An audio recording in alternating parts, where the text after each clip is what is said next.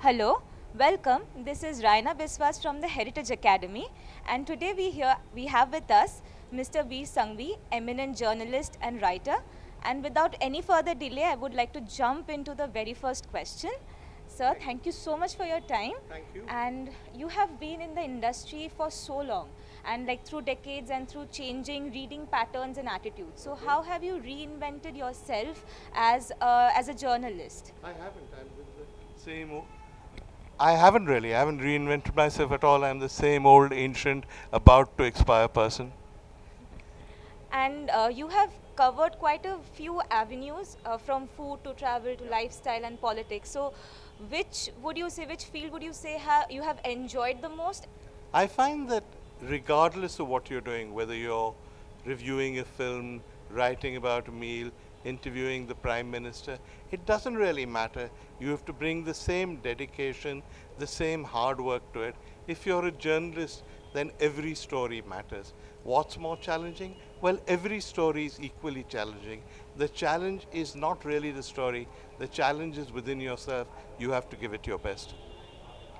Also, your book came out, your memoir came out the last year, A Rude Life. So, and you have written quite a few other books. So, how would you say your journey as a writer for this particular book differed from the ones that you had written in the past? Because this was more personal.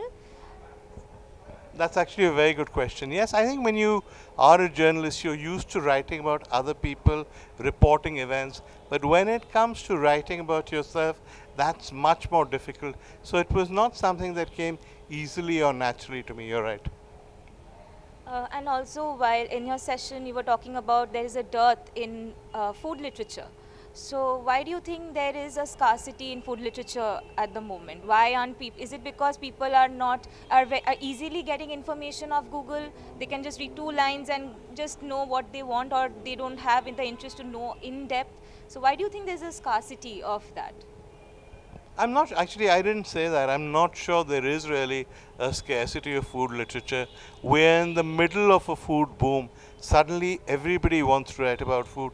Anyone who's ever eaten at a restaurant is a restaurant critic. So, no, I think you could make the other argument, which is there's too much food writing.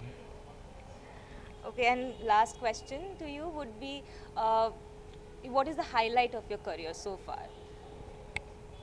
I always take the line that the highlight of your career is still to come. Once you look back and say this was the highlight, then your life is effectively over. Thank you so much, sir. Thank you so much for your time.